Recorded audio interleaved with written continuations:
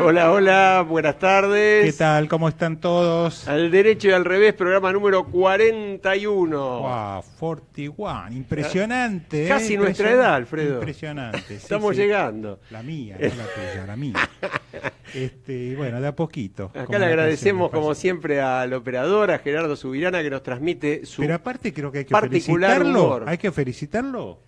No, todavía. no ¿Será en público. el año próximo? No en público. Podrá ser. No en público. Bueno, Fede Politi, como siempre, firme frente al pueblo, ahí junto al pueblo.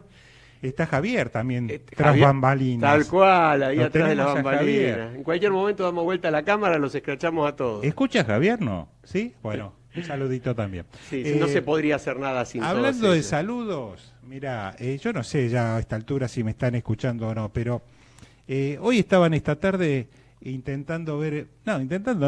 el partido de Argentina, qué decepción, más vale no tocar el tema. No tocarlo. Pero tengo tres amigos, dos varones y una señorita, que son mis nietos trillizos de 6 años, que quiero saludar, prometí saludarlos porque en realidad lo que pasó es que me comprometieron para ir a cuidarlos hoy, pero se superponía con este horario de la radio, así que dije, por lo menos estén atentos, que si bien no lo voy a cuidar personalmente, le voy a mandar un saludo desde la radio, así que para Nicolás, para Santi, Santiago, el travieso, y para Cami, la mujercita, la belleza, el amor de los abuelitos, un gran beso, un gran saludo, así que espero que estén retribuyendo, en algún momento me escuchen o en este momento en directo, por favor, hágame llegar alguna señal. Pero sabés que no puedo tomar nada de ese tiempo para mí porque no me alcanza el programa con los nietos. ¿Cuántos tenés vos? ¿Cuántos son? Y tenemos 12 nosotros.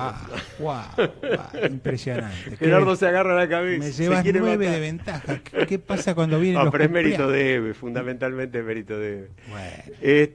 Pero bueno, Alfredo, como siempre, la realidad nos altera todos nuestros deseos, porque teníamos un programa muy estructurado y muy organizado y por ejemplo a mi tocayo Van den Broele se le ocurrió presentarse como testigo protegido para arrepentirse. Sí, a cada momento hay noticias, novedades que cambian la realidad y las prioridades. Totalmente. Prácticamente, pero son todas, una va tapando a la otra. Yo diría, no preparemos más, no planeemos más programas, hagámoslo sobre la marcha, creo que va a ser más provechoso. Realmente es increíble lo que está pasando.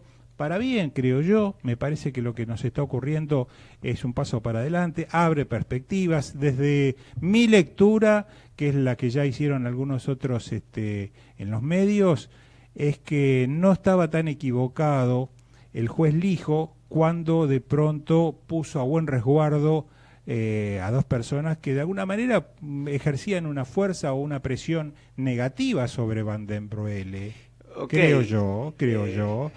Y esa presión negativa de alguna forma, yo sé que vos tenés tu teoría respecto de utilizar estos mecanismos como forma de presión, pero bueno, me parece que hoy por hoy la jurisprudencia lo habilita.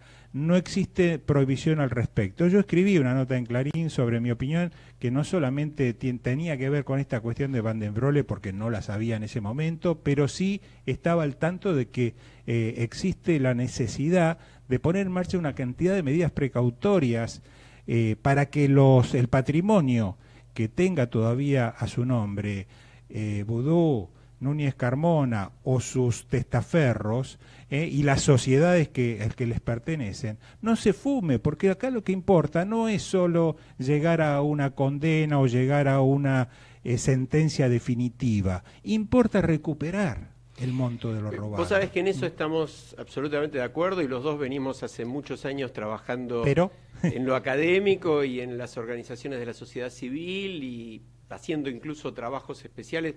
Yo te digo que con franqueza he tenido un grado, le quiero mandar un gran saludo a una querida amiga desde este micrófono, que es Mori Ponsowi, porque cuando hace 3 años y medio con ella empezamos una petición que terminó teniendo unas 140.000 firmas reclamando, entre otras cosas, la ley del arrepentido, muchos realmente nos miraban como diciendo, y bueno, sigan tratando de arar en el desierto, por ahí algún día llueve. Entonces, bueno, si bien obviamente el mérito es de toda la sociedad, los que por ahí tuvimos las ganas de poner ese granito, creo que merece... ¿Cuántas firmas habían reunido? 140.000 firmas. No es poco. No. Es mucho, es muchísimo. Y hay que destacar que 2 candidatos presidenciales en aquel momento firmaron la petición, que fueron Margarita Stolbizer y Sergio Massa. Ah, mira. Y a los demás les pedimos que firmaran, y no, si bien es cierto que tuvimos apoyo, por ejemplo, de Laura Alonso, hay que también citarlo, porque fuera en aquel momento así. Pero bueno, sin perderme en esto, muy breve, yo no es que disienta con lo que vos me planteás, inclusive esto lo ha dicho casi en los mismos términos tuyos Sergio Moro, el juez del Lavallato.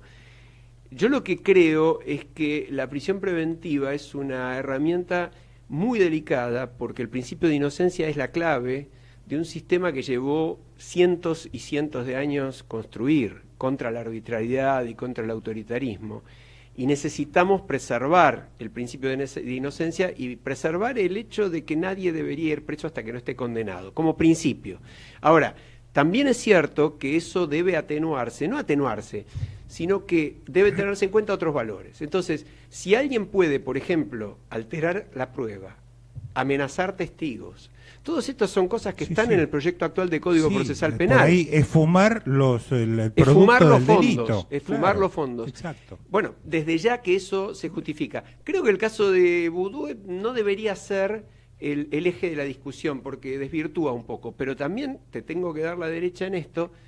Cuando aparece un testigo como Van den Broele, y cuando muchos de los testigos, muchos de los periodistas que seguían el caso dicen: y bueno, estaba por arrepentirse desde hace un mes y pico, volvió Núñez Carmona y dejó de hacerlo, y bueno, evidentemente algo debe haber, y darles a los testigos o a los arrepentidos posibles la posibilidad, la defensa, la tranquilidad de que no los van a, hablemos de matar, pero a tomar represalias contra ellos, me parece muy significativo. Ahora, estábamos charlando antes del programa, y yo creo que es un tema para charlar, hablando de ruta de dinero, ¿no? Hay una ruta del dinero que puede marcar Van den Broele en varios temas, y puede llegar a conducir a destinos insospechados, ¿no? Hugo Alconada Mon hoy habla de uno de los banqueros más grandes de la Argentina, con nombre y apellido, él lo da, no yo, que es el banquero Brito, muy conocido en el ambiente. También se habla que Van den Broele estuvo en Casa de Gobierno. También se habla que estuvo en Casa de Gobierno, y se habla de la consultoría que esta Old Fund, que no tenía con quién hacer una consultoría, hizo por varios millones de dólares en aquel momento para la provincia de Formosa, que tendrá también que dar sus explicaciones, ¿no? Entonces esto excede la anécdota que no es menor, Vudú Chicone. Sí, yo creo que está habiendo un cambio realmente en la justicia. Tal vez estemos condenando de antemano esta reacción por excesiva. Yo creo que se está marcando un nuevo camino, que está bien. Nada justifica que antes las cuestiones caminaban a ritmo de carreta y ahora van a ritmo de un jet, de toda velocidad y de última generación. Así que me parece que eso, por supuesto, esos cambios no están bien, pero la realidad política también es otra. La seguridad o las garantías para los jueces, los magistrados, los fiscales, me parece que también es otra. Y bueno, están haciendo uso de esa situación, de esa realidad. Tal vez esto nos lleve a cambiar la legislación, ¿no? A cambiar la legislación que tiene que ver con quién juzga a los jueces y cómo se juzga a los jueces. Ahora, aquí hablamos, vos lo sabés porque lo hicimos juntos todo esto, hicimos un recorrido por buena parte de la justicia federal penal, hemos hablado con varios de los más prestigiosos fiscales, por ejemplo, y la versión que tenemos justamente de ellos es que faltaba esta actitud en los jueces, y no solamente porque tuvieran miedo o no miedo, sino porque lo que han tenido hoy, lo dice, fíjate, Hernán Capielo en La Nación también, si esto es o no una gran simulación. Es decir, los jueces tienen que mostrar que verdaderamente están dispuestos a actuar de otra manera, ¿no? Sí. Yo creo que el proyecto de ley de Consejo de la Magistratura que se viene ahora, que aparentemente está muy encaminado, también va a ayudar porque va a facilitar las mayorías para las designaciones y también para los juicios políticos, ¿no? Va a disminuir la participación de los políticos en el Consejo. Sí, cambiando de tema, ¿qué me decís de las revelaciones que ha hecho Bursaco en el juzgado de Nueva York? Muy interesante. Qué impacto, ¿no? Qué impactante, más allá de que se trata de un empresario muy reconocido, incluso con vinculaciones familiares con miembros del actual gobierno, pero fuera de eso nos encontramos con una situación, una realidad y un mecanismo que también podemos transportarlo a lo que ahora está pasando aquí en la Argentina, porque en definitiva es un mecanismo también de arrepentimiento y de confesión de situaciones. Claro, lo lamentable que es con respecto a un fallecido, una persona que todos sabíamos que no andaba por el buen camino, pero que esa persona ya no está y que de alguna forma es como que... Pero vos fíjate que está diciendo Bursaco que le pagó a Pablo Paladino, ex coordinador del programa Fútbol para Todos y soldado político de Aníbal Fernández, y a Jorge Delón les pagaron entre 2011 y 2014 $4 millones. Si Bursaco está identificando nombre, apellido y cantidad, por supuesto a Grondona dice que le pagó hasta que Grondona se murió, ¿no? Ahora, ¿qué impacto tendrá estas revelaciones aquí en la Argentina, en nuestro país? Hasta ahora, lamentablemente, no han tenido demasiado impacto, ¿no? Nada. No digo desde el punto de vista judicial. Esto tendrá una repercusión, me parece que no. Pero bueno, debería tenerlo. Es lamentable porque, en definitiva, esto nos toca. Torneos es una empresa argentina. La AFA o el funcionario de la FIFA que recibía potencialmente estos dineros, bueno, en principio era el titular de la AFA en primer lugar, antes de ser tesorero de la FIFA, así que estas cosas, algún tipo de impacto, alguien debería ocuparse del tema al nivel que fuese, como para que esto de alguna manera siente algún antecedente y no lo veamos pasar, y no veamos que solo se producen cambios o reacciones cuando otros países u otros sistemas judiciales de países extranjeros se ponen en marcha. Ya nos pasó en su momento con Siemens, ¿te acuerdas? En Alemania, con IBM también. En IBM, y esto es muy lamentable. O sea, esto también habla de la lentitud, la mediocridad de la justicia argentina, que anda media máquina. ¿Y sabes qué? Digo, yo también, este tema ahora que está tan otra vez en el candelero de que los periodistas que se pelean por lo que se dice, lo que no se dice, lo que se puede decir y lo que no se puede decir. Yo creo que lamentablemente en este tema del fútbol pasaron 2 años y no ha habido cambios significativos. No. Y es algo que también tiene que cambiar, porque el fútbol es una constante de la corrupción en la Argentina desde el gobierno militar, desde la dictadura más siniestra que tuvo la Argentina. Claro. Entonces, bueno, desde el Mundial 78 y antes de eso que venimos con toda esta historia, y bueno, parece que todo siguiera igual, ¿no? Sí, sigue el baile, como dice el dicho, ¿no? Lamentablemente la cosa continúa, cambian los personajes y los sistemas siguen plenamente vigentes. No tenemos ningún tipo de seguridad de nada, cambian los estilos, cambian los mecanismos, pero las maniobras las vemos que se repiten una y otra vez. Así es, y a las personas, vos fíjate que Bursaco también menciona las cadenas de televisión intervinientes en todo esto, y tampoco cambió nada allí, ¿no? Entonces, bueno, yo creo que es hora de que podamos ir a fondo, ojalá que esta primer figura de arrepentido que parece configurarse en el caso de Van den Broele sea un punto de partida, porque sabemos que si no se desarticulan las conexiones mafiosas, si alguien no viene y dice, y sobre todo, como decías vos, y también lo venimos planteando hace mucho tiempo, si no se empieza a recuperar algo de dinero y a buscar los activos, ¿no? Sí. Otra preocupación que tengo sobre esto es que allá hay algunos de los detenidos, algún pseudoempresario, como el caso de Lázaro Báez, y otros que son funcionarios o fueron funcionarios, y que pasa el tiempo y los juicios no llegan. Los casos, los procesos no avanzan, y esto va en contra del sistema, porque en algún momento se van a vencer los tiempos, se van a tener que producir libertades, liberaciones de estas personas que están detenidas, sin que los juicios lleguen ni siquiera a comenzar, o si comienzan veremos en qué condiciones, porque algunos se van a encontrar que con este tema del 2x1 que regía hasta una barbaridad, un tiempo un horror. Y demás, ahora se lo acaban de dar a Grassi. Claro, de pronto nos vamos a encontrar con penas más o menos cumplidas o cumplidas en gran proporción, tomando en cuenta que ya ciertos delitos no tenían penas demasiado importantes, y si encima se computaban de esta manera y están en prisión un tiempo más o menos prolongado, nos vamos a encontrar con que en definitiva van a tener que ser liberados prácticamente sin proceso, o el proceso va a ser abstracto, no va a tener mucho sentido, me refiero al juicio, ¿no? Eso sería una enorme frustración para la sociedad. Me parece que hay que tomar serias medidas para agilizar los procesos, hay que llegar a juicios de no más de 5 o 6 años como mucho, desde el comienzo hasta el final. Bueno, fíjate que en el Lavallato en 3-4 años se produjeron más de un centenar de condenas y se recuperaron miles de millones de dólares. Entonces, yo creo que hay que mirarse en esos espejos, ¿no? Sí. Ahora, cambiándote el tema y antes de pasar a otro, yo quería hacer un muy breve comentario porque me parece que es una buena noticia también para dar.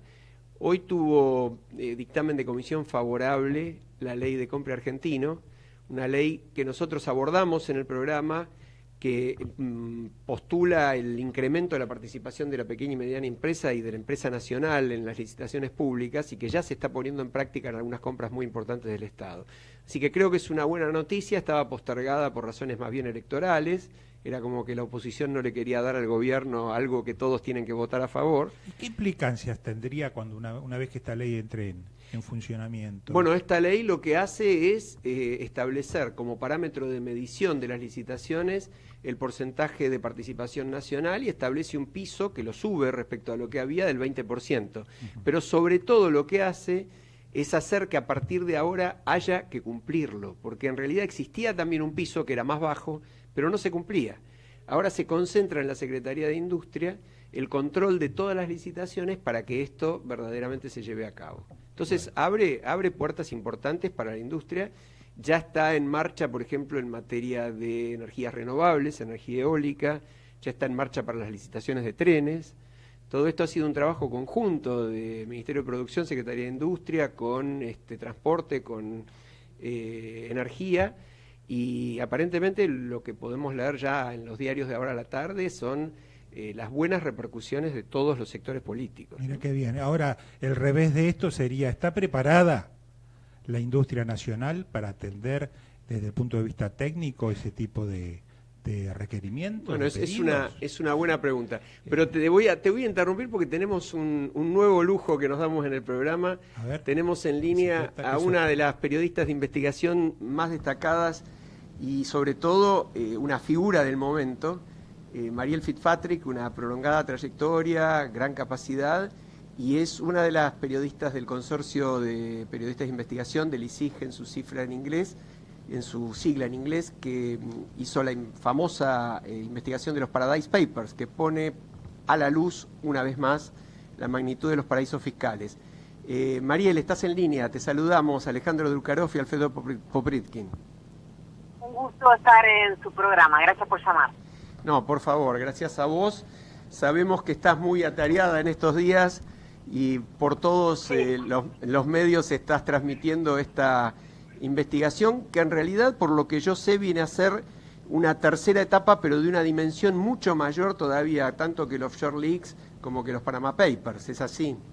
Sí, en realidad sería como, exactamente, porque es revelar cómo funciona, digamos, los grandes líderes mundiales, corporaciones, grandes fortunas, cómo se valen del sistema offshore a través de complejos entramados societarios, fideicomisos en paraísos fiscales, para, como mínimo, lograr pagar menos impuestos, en otros casos evadirlos, y bueno, luego habrá que determinar si hay delitos de mayor gravedad, como puede ser lavado de dinero, ¿no? Claro.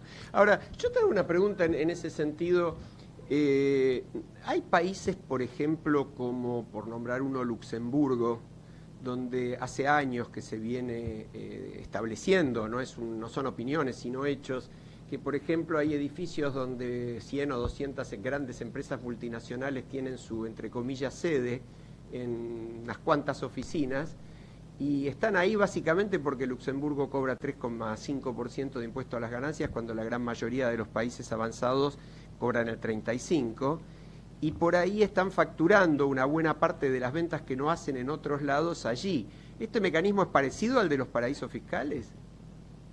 En principio sí, digamos. Hay muchas de estas jurisdicciones que directamente para las empresas no les exigen, en la medida que no desarrollen su actividad ahí, pagan impuesto cero.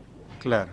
Por lo cual, cero o muy bajo. Cuando digo muy bajo es por debajo del 5%. Por ejemplo, otro caso es Malta. Malta es miembro de la Unión Europea. Claro. Pero descubrimos en esta investigación que grandes fortunas europeas, por ejemplo, registran sus barcos ahí, porque logran, digamos, muy bajo impuesto, o, digamos, empresas que la registran ahí porque por un sistema de evoluciones solo pagan este 5%. Te digo Malta por ser un miembro de la Unión Europea, ¿no? Malta y Chipre son miembros de la Unión Europea y son dos jurisdicciones que tienen esta serie de beneficios que permiten de alguna manera que empresas trasladen una operatoria ficticia, porque en realidad no operan ahí, para eludir el pago como correspondería de impuestos en su país de origen. Ahora, ¿cómo ves vos? Porque un argumento muy fuerte que dan todos aquellos, sobre todo que son acusados de tener cuentas o de participar en paraísos fiscales, en una suerte también que a mí no me parece del todo buena de cacería, llamémosla así, porque todo el que figura tiene que dar explicaciones, y hoy Alfredo decía, de alguna manera es como que se invierte la carga de la prueba, pero en paralelo, toda esa gente que está en los paraísos, ¿puede tener un motivo que sea legal para estar en un lugar donde no hacen negocios reales, donde no operan, donde no generan riqueza alguna? Esa es la pregunta que uno se hace. Hay dos características que definen a lo que sería un territorio considerado paraíso fiscal. Uno es la baja o nula, digamos, tasación impositiva que deben pagar, quienes incluso no residen ahí, digamos, y no tienen actividad real. La otra es el secreto que envuelve o que permite las regulaciones en esas jurisdicciones respecto de quiénes son los verdaderos dueños de las empresas o de los fideicomisos, por ejemplo, que es otra figura más sofisticada, muy usual. Este es otro aspecto que de alguna manera, como mínimo, requiere, digamos, algún tipo de explicación porque despierta sospecha. ¿Por qué tener que inscribir una sociedad con un nombre de fantasía, de la cual es muy difícil saber quién es el quien verdaderamente está atrás, si no es para, por ejemplo, ocultar patrimonio u ocultar ganancias para no tener que declararlo y pagar lo que corresponde en el país de origen de esa persona, ¿no? O de esa empresa.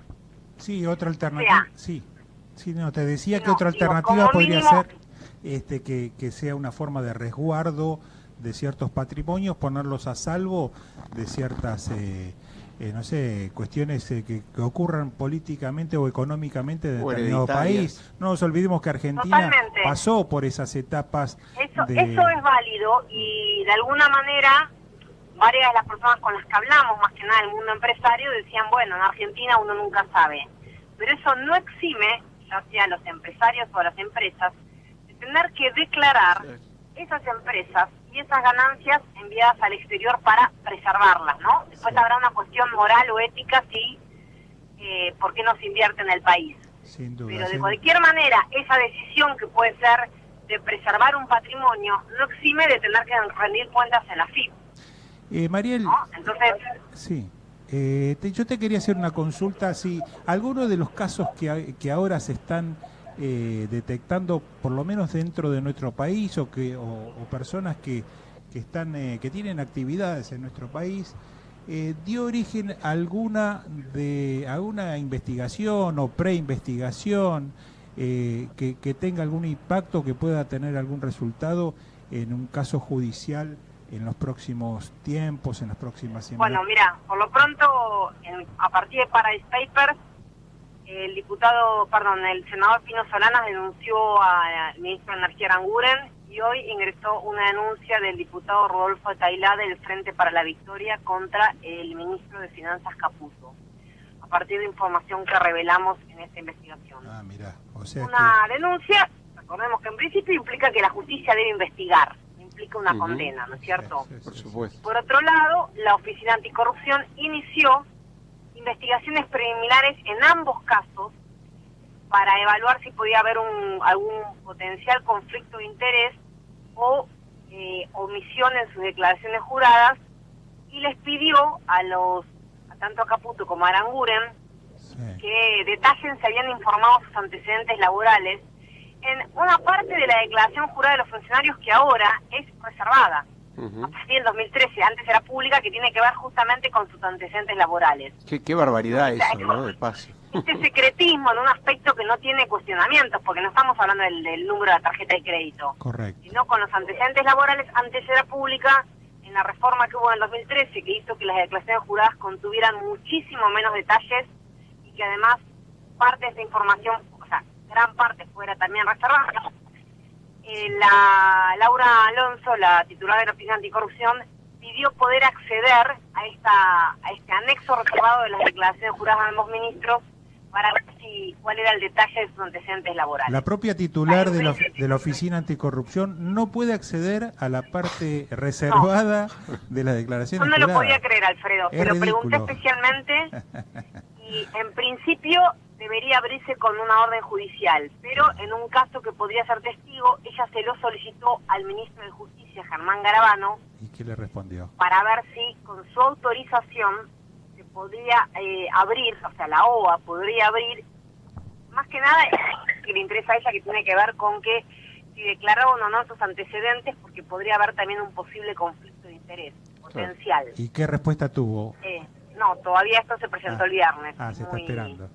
Fue muy reciente, digamos. Y además le envió sendas notas a ambos ministros para que, digamos, en el marco de una investigación preliminar que se inicia de la Oficina Anticorrupción, con el afán de detectar o prevenir posibles conflictos de interés. Yo escuchaba una de las entrevistas que vos concediste en estos días, de las numerosas, y una me pareció muy didáctica. Vos hablabas, me parece que fuiste vos que hablabas de que los Panama Papers eran algo así como un supermercado, un Carrefour chico, y los Paradise Papers son un restaurante 5 estrellas, ¿no? Es decir, sí, lo dije yo, los Panamá era el bar de la esquina. El bar de la esquina, tal cual. Bueno, lo de Carrefour corrió por mi cuenta. Yo leía también en una investigación de la BBC, que tiene unas cuantas investigaciones de hace años sobre el tema, y recientemente ellos hablaban de que la primera evaluación es que alrededor del 80% de los fondos que hay en paraísos fiscales pertenecen al 0,1% más rico de la sociedad global. Es decir, no al 1, al 0,1. Y que aún dentro del 0,1 el nivel de concentración todavía sigue la misma tendencia. Es decir que, en realidad, ustedes por lo que van viendo, y más con estos personajes tan notorios, la reina de Inglaterra, etcétera, ¿se confirma esta tendencia de que los que usan los paraísos son los que cada día tienen más y que ya de por sí, no sé, 8 personas tienen lo mismo que la mitad de la humanidad?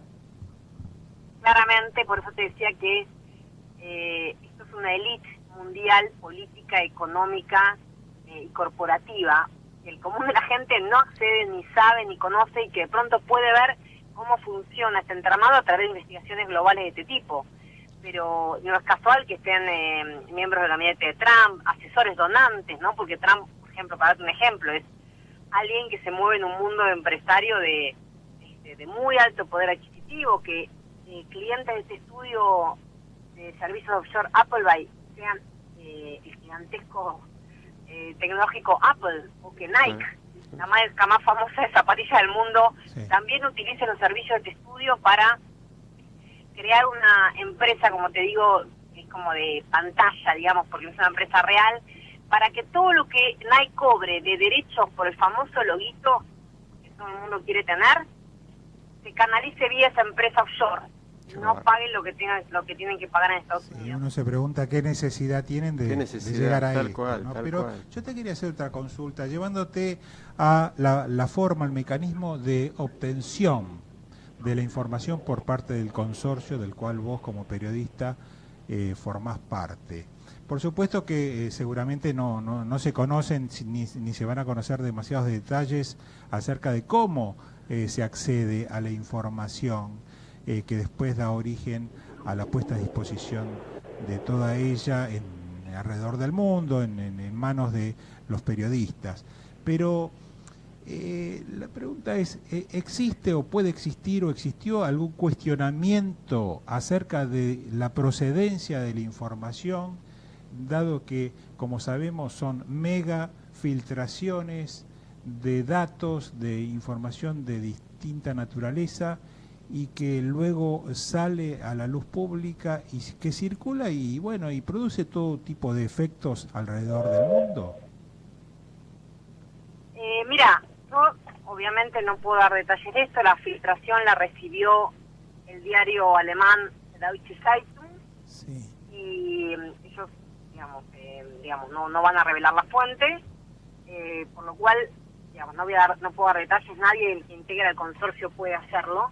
Lo que sí te voy a decir es que, en todo caso, nosotros los periodistas muchas veces recibimos información de distinta índole y nosotros no cometemos delito por dar a publicidad esa información en la medida que consideramos que tiene interés público. Desde ya que se hace. Un hacker o quien fuera, o fue alguien interno, o no lo sabemos, será otro asunto, y la propia estudio obviamente habrá iniciado su propia investigación interna para detectar la filtración del origen.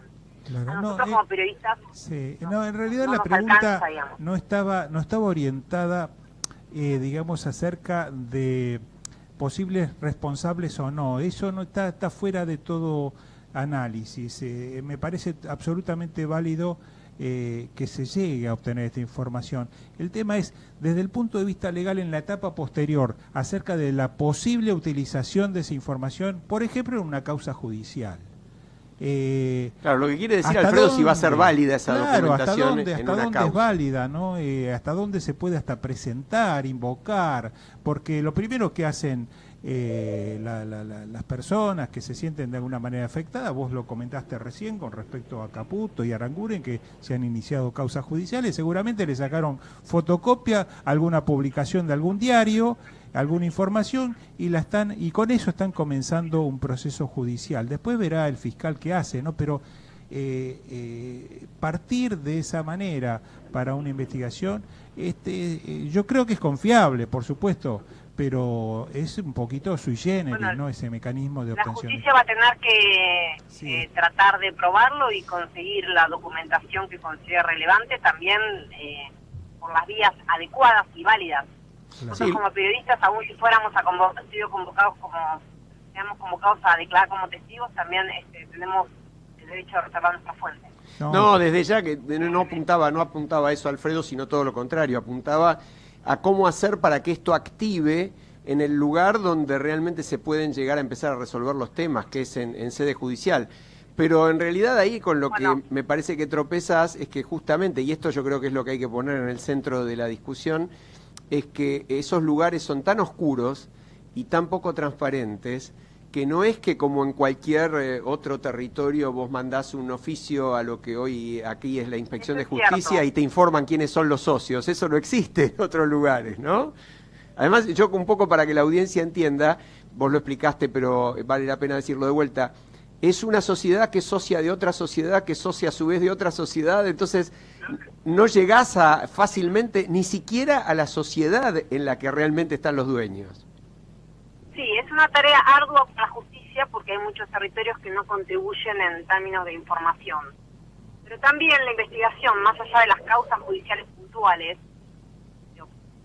también hay una cuestión, si vos querés, de la FIP o el equivalente en cada país, que pondrá la lupa sobre aquellos que aparecen con esta operatoria offshore, a ver si sus números cierran.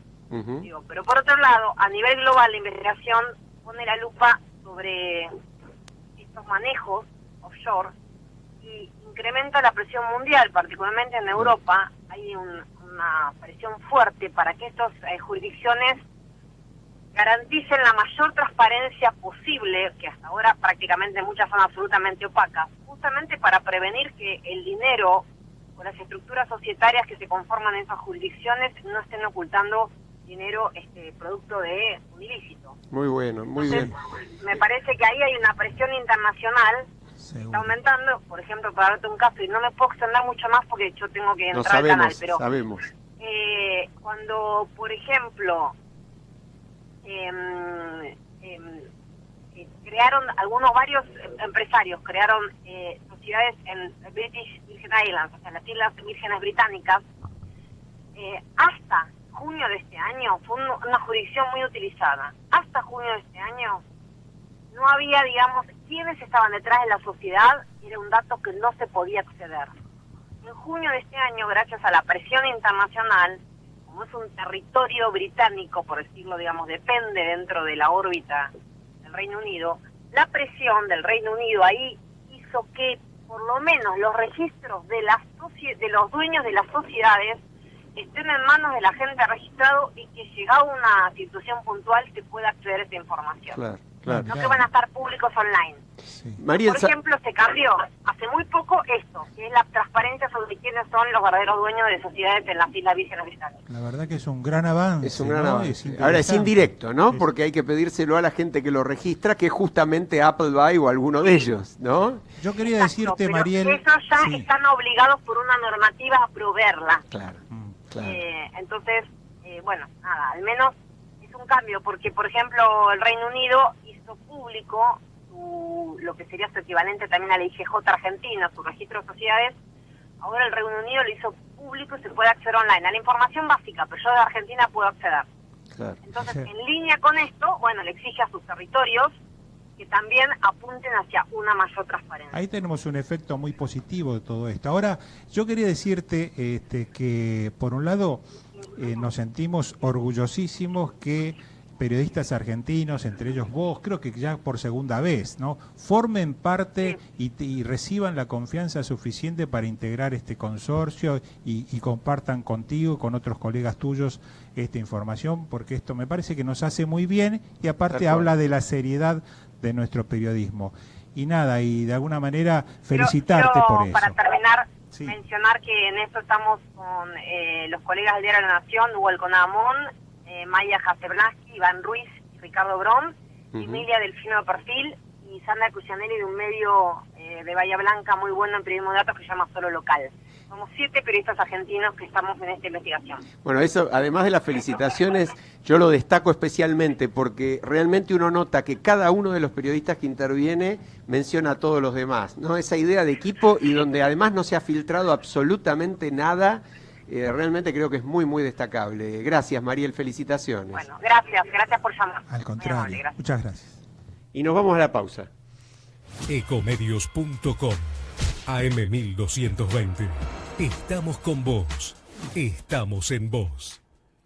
Descarga gratis de tu celular la aplicación Ecomedios. Podés escucharnos en vivo, informarte con las últimas noticias y entrevistas en audio y video. Búscala y bajate la aplicación Ecomedios. Podés vernos en vivo en ecohd.com.ar. Conectate con nosotros. Contestador 5-254-2353. Seguir conectados nos conviene más que nunca. Contratá el combo único. Tenés Arnet Wi-Fi 20 megas para tu casa, más 2 líneas personal, más llamadas ilimitadas desde tu fijo, todo por 890 pesos. Contratalo llamando al 0800-888-1010. Unimos Arnet y personal para que ahorres mucho más. Internet adentro, internet afuera. Arnet y personal. Promoción válida hasta el 31/12/2017. Más información en arnet.com.ar. Una charla sin guión con noticias de actualidad, donde más allá de polémicas y puntos de vistas dispares, se trata de brindar las dos caras de cada tema. Al derecho y al revés, los martes de 19 a 20 horas por Ecomedios AM1220.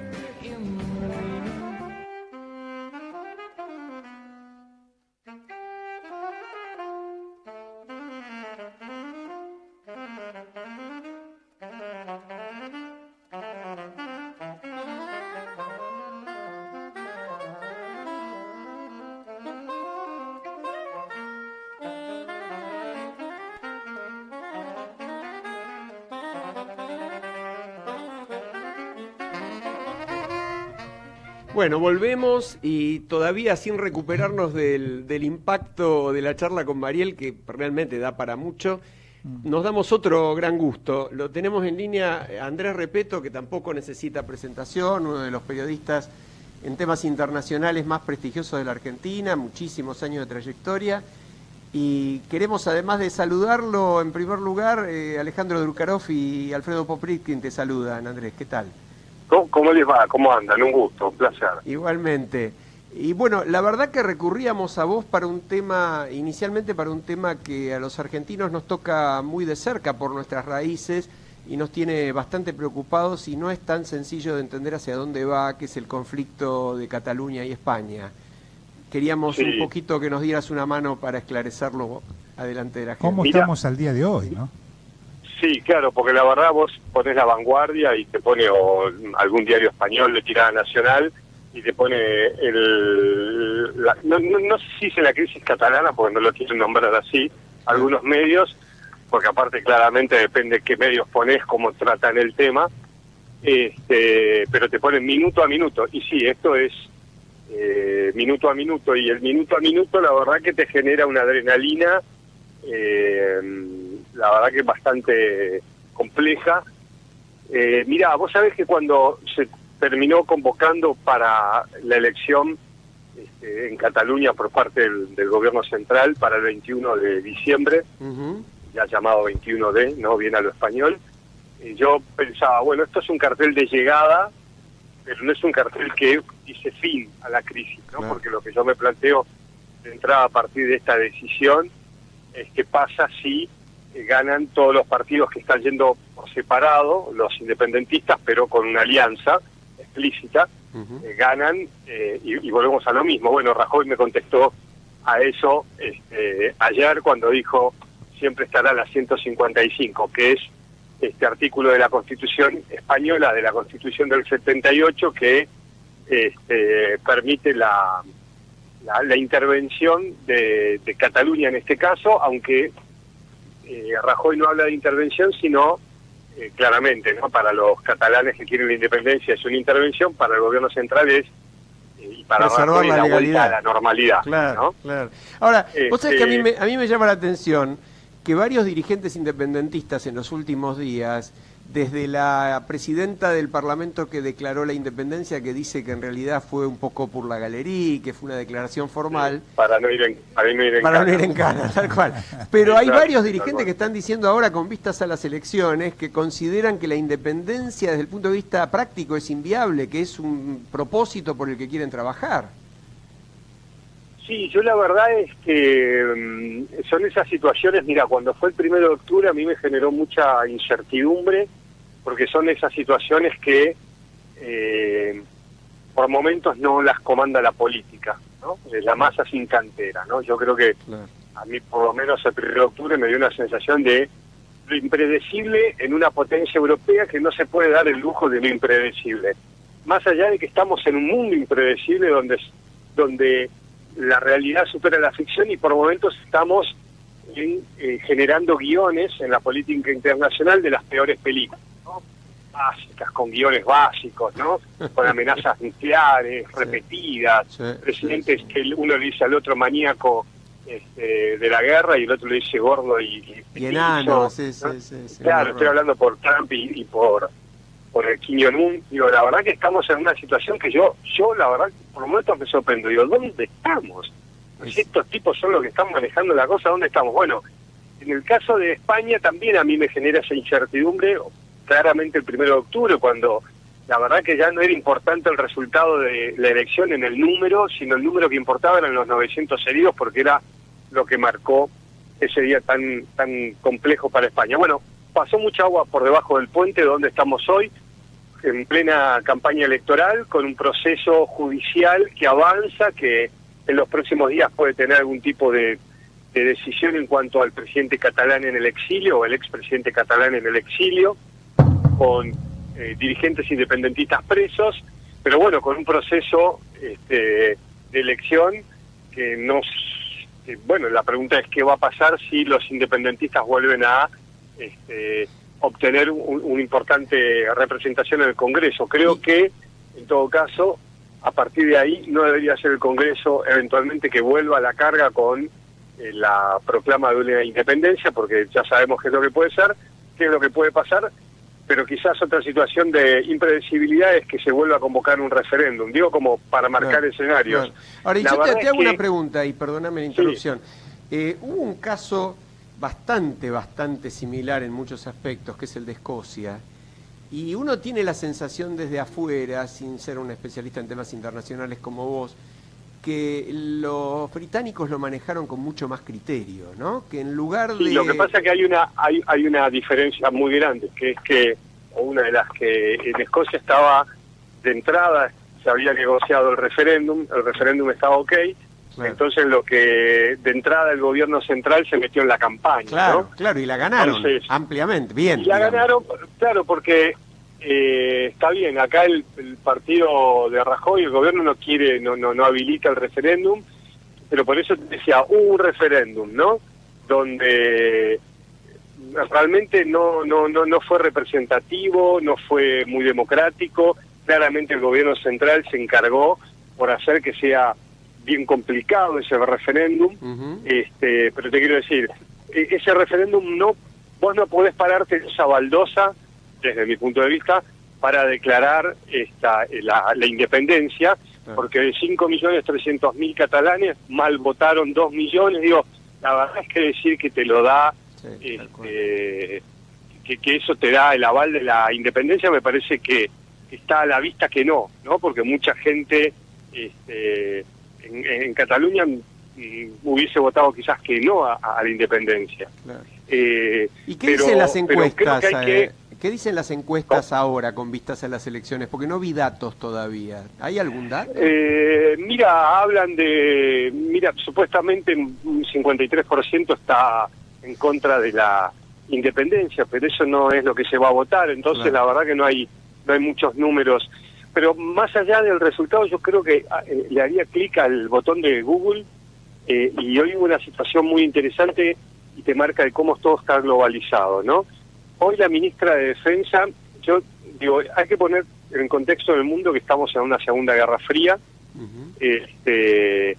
Yo decía, Europa está en una guerra, que es la de Ucrania y Rusia en expansión militar, con temores a que pueda claramente expandirse a ex repúblicas soviéticas. El temor está claro, hay movimientos militares de la OTAN, que es esa alianza que se creó durante la Unión Soviética.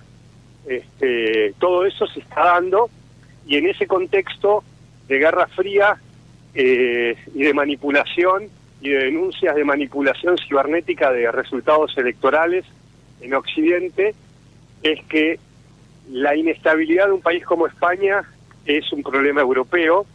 La inestabilidad de una potencia europea desde el contexto de una Segunda Guerra Fría con otra intensidad claramente beneficia a Rusia. Ajá. Y hoy la ministra de Defensa española dijo que había injerencia en las redes sociales desde Moscú y desde países satélites fuera de Europa, apuntando en parte a Venezuela, sobre la manipulación de las fake news, de las falsas noticias sobre el referéndum español del 1 de octubre en las redes sociales. Esa es la misma situación que se planteó en Estados Unidos. En parte en la intromisión rusa en las elecciones de los Estados Unidos, más allá de si Trump habló con espías rusos y sus allegados y si las máquinas electorales electrónicas las hackearon. Ahora, lo que quiero decir es, hoy la ministra de Defensa hizo esa denuncia que es bastante grave, ¿no? Sí, independientemente de eso, y te queríamos trasladar un minuto a otro tema, porque acabamos de charlar largo con Marielle Fitzpatrick, una de las periodistas del ISIG que encabeza la investigación de los Paradise Papers, y justamente en los Paradise Papers sale a la luz también que uno de los ministros y un jefe de campaña de Trump tuvo relación financiera con los rusos también, ¿no? Entonces, un poco más bien mi pregunta, más allá de lo puntual, era este hecho nuevo de los Paradise Papers, de los enormes sumas que están en los paraísos, los grandes temas de evasión, canales para la corrupción, el narcotráfico, terrorismo, etcétera.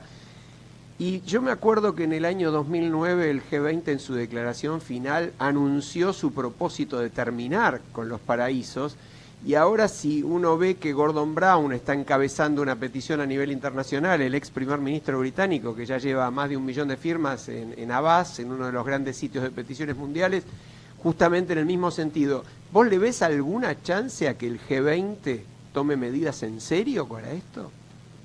Mira, la verdad es que mientras sigue siendo un negocio, y ahí muchas veces te das cuenta que en los paraísos, la verdad que no estuve mirando quiénes estaban y quiénes no, claramente sí estoy en tema del escándalo de y tantos otros, digo, te das cuenta que todos terminan siendo muchas veces socios. La verdad que el mundo está en una situación bien compleja. El escenario que yo te estoy planteando es de guerra fría, hay varios conflictos militares latentes al mismo tiempo. Yo creo que hay cosas que a veces es cambiar para que nada cambie, ¿no? Lamentablemente. Vemos cómo hay un espionaje a nivel internacional, ya sea hoy se apunta a Rusia con la intromisión de hoy Theresa May, la primera ministra británica, dijo Rusia está poniendo en riesgo las democracias occidentales, sabemos lo que están haciendo, le dijo Putin. Digo, está pasando eso, como también está pasando todo este tema del financiamiento internacional que por momentos sale a la luz, ¿no? La verdad que, bueno, fíjate cómo empezamos hablando de Cataluña y cómo Cataluña en realidad no es un tema español, es un tema europeo, cómo todo está interconectado. Está ligado. Andrés, sabemos que estás complicado de tiempo y te agradecemos muchísimo tu participación, aunque no nos transmitió un gran optimismo, pero sí un enfoque fuerte de la realidad. Sí, pero vos sabés que por otro lado,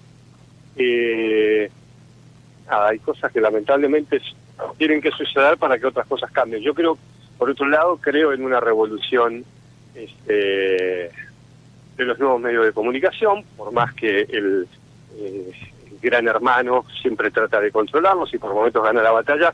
Creo que están pasando cosas, para no quedarnos con toda la mala onda, antes impensadas. Digo, creo que hay revoluciones donde está surgiendo un nuevo liderazgo global gracias a los nuevos medios de comunicación. Digo, nosotros hoy como individuos, como personas aisladas, tenemos un poder antes impensado, ¿no? Me parece que hay cosas diferentes. Bueno, el tema es para qué usamos la globalización, si para seguir globalizando lo negativo o para empezar a globalizar lo negativo.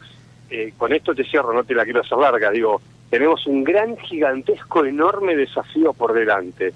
El mundo que viene, como consecuencia del cambio climático, nos va a dar la oportunidad de o construimos muros o construimos puentes. Bueno, va a haber toda una revolución en torno al prójimo y al amor al prójimo como consecuencia de lo que va a pasar por el cambio climático. Puerto Rico es un ejemplo de eso, de lo que pasó. El cambio climático es el mayor desafío desde mi punto de vista, más allá de cualquier guerra, incluso nuclear que se pueda dar. Digo, el cambio climático no sabe de religión, no sabe de política, no sabe de poderosos, de pobres, de ricos, va a afectar a todos por igual. Bueno, la pregunta es, ¿qué vamos a hacer? ¿Vamos a seguir construyendo muros o vamos a tenderle la mano al prójimo? Me parece que hay una nueva revolución en marcha que tiene que ver con los nuevos medios de comunicación y con la manera de conectarnos entre nosotros, que por momentos le gana la batalla a Gran Hermano. Es una buena pregunta. Ahora, Andrés, yo quería hacerte una consulta, porque vos estás permanentemente viendo los medios de todo el mundo, los medios de comunicación de todo el mundo. Voy a ser corto, muy cortito, acá las caras un poco me llevan a ser muy breve. Pero te quería preguntar, hasta hace poquito tiempo, de afuera hacia adentro nos decían, Argentina como país, la verdad, no existe. O sea, no figurábamos prácticamente en nada. ¿Algo cambió en los últimos tiempos? Ya estamos en otro gobierno, con 2 años, algo así de... Sí, lo que pasa es que la pregunta es, ¿existimos de acuerdo a qué? ¿A porque los mercados dicen que existimos? Hemos sido aliados ex-OTAN, hemos tenido relaciones carnales, digo, ¿existimos por qué? ¿Entendés? ¿Y en qué contexto? Daría la impresión que en un contexto de mercados, de apertura, de esto, Argentina vuelve a involucrarse, pero la pregunta es esa es una fase en la que está el mundo, ¿no? Claro. Hay un montón de situaciones. Pero bueno, en alguna de las facetas posibles empezamos a aparecer. Bueno, da la impresión que hay una Argentina que está volviendo a tratar de meterse en mercados. Y la pregunta es, bueno, ¿y en qué mercado? Yo me acuerdo una frase una vez de Ahmadinejad, el presidente de Irán, digo por lo interesante del comentario, no porque a mí me cayera simpático, que es lo que menos importa. Le hablaban de la comunidad internacional que está en contra de él, y él decía, bueno, de mi lado del mundo yo tengo tanta cantidad de decenas de países que me apoyan, ¿no? Entonces, todo depende del cristal con que se mira, y muchas veces esa pregunta de cómo estamos nosotros en el mundo va al chiste que hacen los mexicanos del ego, que es el ego, es ese argentinito chiquitito que todos tenemos dentro, ¿no? Entonces, digo, me parece que a veces que más que fijarnos de cómo estamos para afuera, la pregunta es fijarnos cómo estamos para adentro, cómo estamos con el vecino, cómo estamos con las provincias. Yo entiendo, por supuesto, tu pregunta y la comparto, digo, pero es como que estamos todo el tiempo mirando hacia cómo nos ven. La pregunta es, bueno, ¿cómo nos ven quién? ¿Cómo nos ve Trump, con el que nos saludamos y nos cagó con el biodiesel? Entonces, digo, me parece que a veces hay que hilarla más fino, ¿no? Porque esos aliados a veces no lo son tanto, ¿no? Está muy bien. Andrés, te agradecemos enormemente, nos enriqueciste muchísimo. Por favor, un placer para mí. Un abrazo, hasta luego. Un abrazo, chau, chau. La verdad que hace pensar, ¿eh? Sí, la verdad que sí. Profundo. Quizás, si bien la respuesta me deja un poco un sabor medio no muy agradable, yo creo que tiene mucha razón, Andrés, pero bueno, no bastan 2 años de gobierno para cambiar una cara o una imagen. Y bueno, y el tema es, ¿para qué queremos que nos vean distintos? Sí, tal cual, adelante, vos con tus presentaciones, ¿qué viene? A ver, a la gente del fútbol. No, nos estamos por ir, pero yo estoy totalmente de acuerdo con lo que decías vos y creo que es una buena reflexión. De hecho, en el programa tuvimos 2 ángulos distintos que pueden parecer deprimentes, pero que en realidad también abren una expectativa de la posibilidad de enfrentar estos problemas, porque ahora la información ayuda mucho. Eso dijo Andrés y me pareció valioso. Sí, los muchachos de Vélez Radio nos están esperando para que les demos la posta, a Carlos Martino, Diego Guitián, Tomás Amerio, y hoy vamos a entregar en tiempo. Sí, señores, le mandamos un gran saludo y nos vemos el martes próximo con un temario que iremos formando día a día, pero creo que lo cambiaremos a último minuto. No nos crean lo que anunciemos. Un abrazo para todos. Adiós, que lo pasen bien.